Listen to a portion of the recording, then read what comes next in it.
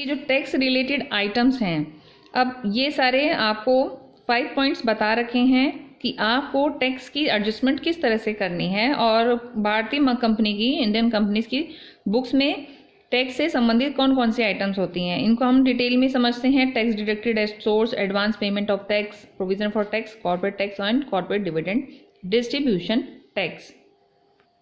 अब देखिए डिस्क्राइब करते हैं इसको किस तरह से कि tax deducted at source, TDS, जिसको हम टीडीएस बोलते हैं अपनी लोकल लैंग्वेज में, वो क्या है एक्चुअल में टैक्स डिडक्टेड एट सोर्स की उद्गम स्थान पर ही कर की कटौती कैसे की जाएगी।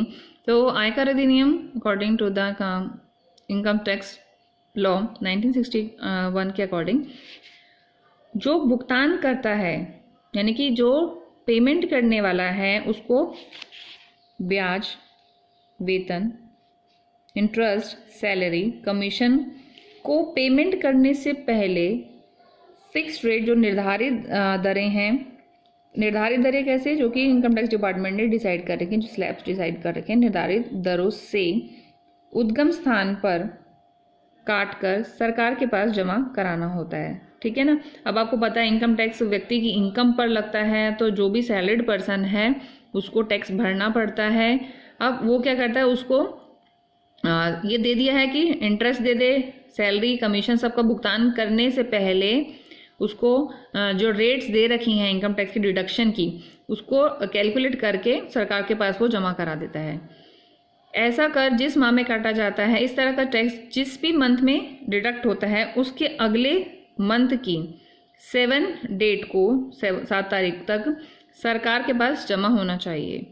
यानी कि नेक्स्ट मंथ की 7 डेट को वो सरकार के पास पहुंच जाना चाहिए पैसा।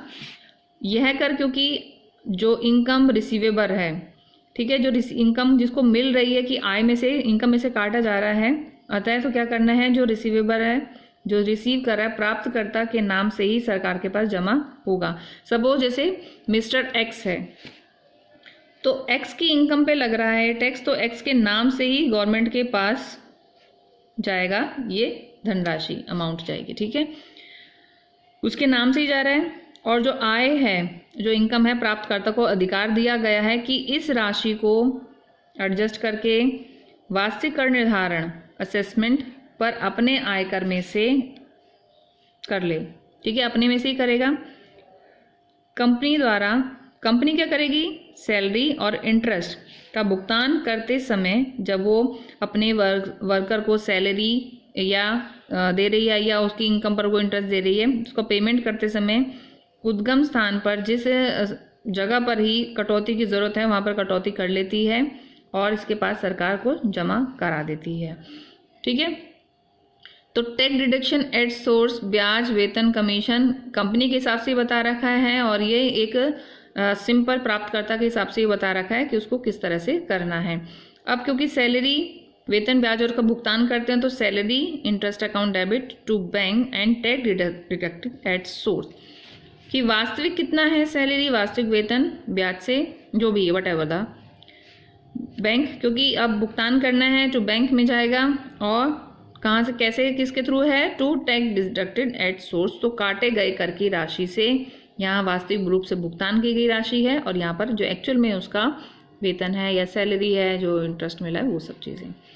सेकेंड एंट्री करेंगे, उद्गम स्थान पर कर की कटौती की राशि जमा कराने पर। अब ये राशि हमको जमा करानी है, तो वही tax deducted at source to bank, क्योंकि हमें इसको किसको, गवर्नमेंट को देना, सरकार के पास जमा कराना है, तो tax deducted at source to bank.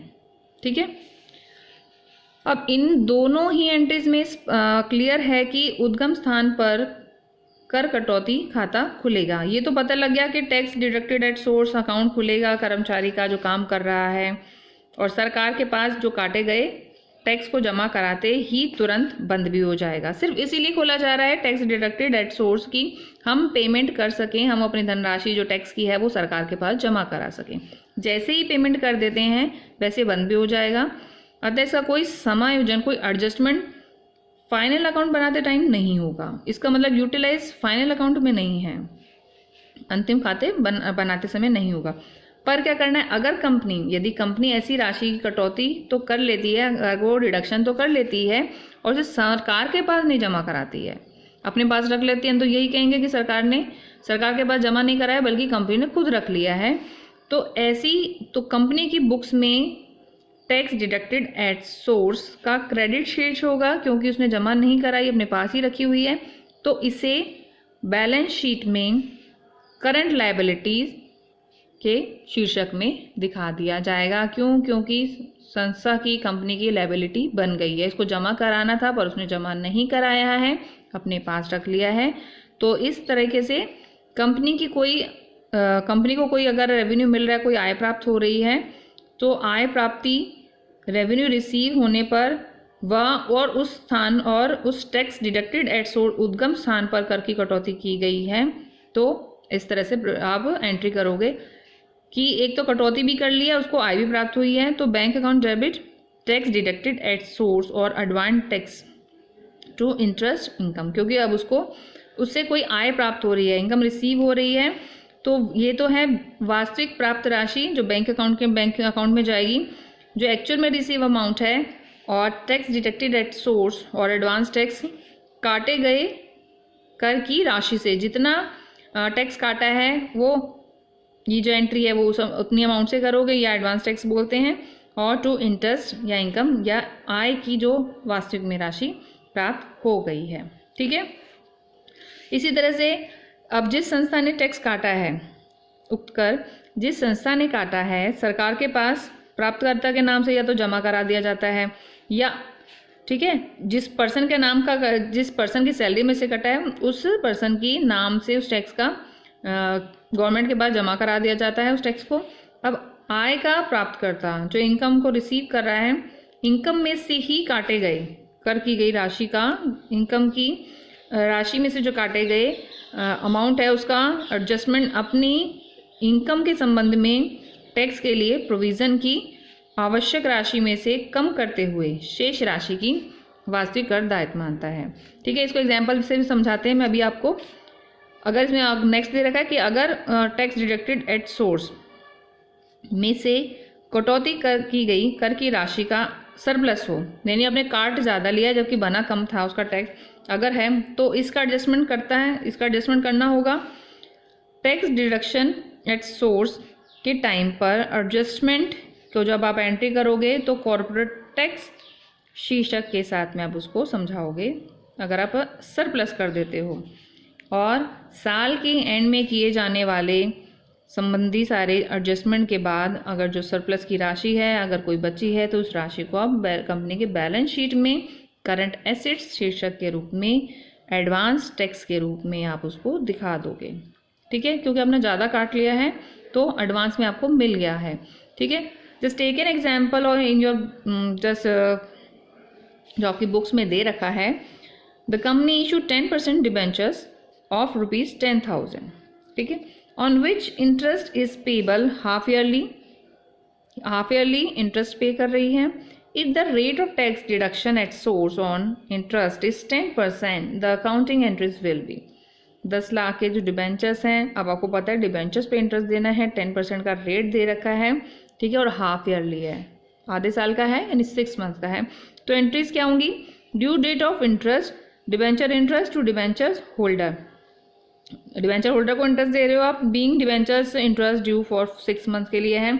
तो इसका 10 लाख का कितना हो जाएगा? 50,000। कैसे हो जाएगा आप देखिए, 10 लाख के आपके जो डिबेंचर्स हैं, ठीक है, 10% का इंटरेस्ट है और 6, क्योंकि ये 6 मंथ के लिए है तो आप इसका कितना हो जाएगा? 50,000। तो 50,000 क्या है आपका? इंटरेस्ट। तो एंट्रीज क्या हो जाएगी? 50,000 से debenture interest account debit to debentures holder account. Date of payment of interest, interest के पेमेंट की date debentures holder account debit to bank account to tax deducted at source. अब उसने बता दिया टैक्स डिडक्शन के लिए भी 10% का ही रेट दे रखा है, तो 50,000। अब इस 50,000 का वो फिर से 10% निकाल लेगा। इसी 50,000 का टैक्स डिडक्शन एट सोर्स दे रखा है, क्वेश्चन में गिवन 10% है, तो इसका 5,000 तो आ जाएगा आपका टैक्स डिडक्शन एट सोर्स, और बाकी 40,000 क्या हो जाएगा बैंक में। ठीक है, तो टोटल हो गया 50,000। तो 50,000 से हो जाएगा आपका डिबेंचर होल्डर अकाउंट, क्योंकि डिबेंचर होल्डर के पास के 50,000 थे, ये बैंक में गए 45,000 बैंक अकाउंट, और ये हो जाएगा आपका टैक्स डिडक्टेड एट सोर्स,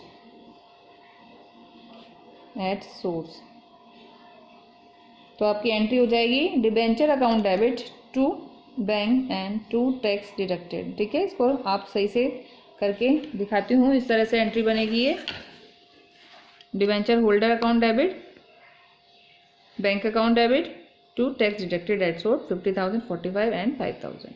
फिर date of payment of TDS की, क्योंकि टीडीएस आपका कितना है 5,000 है, तो tax deducted at source account debit to bank account, तो tax deposit in the government treasury 5,000 का डिपॉजिट करा दिया है।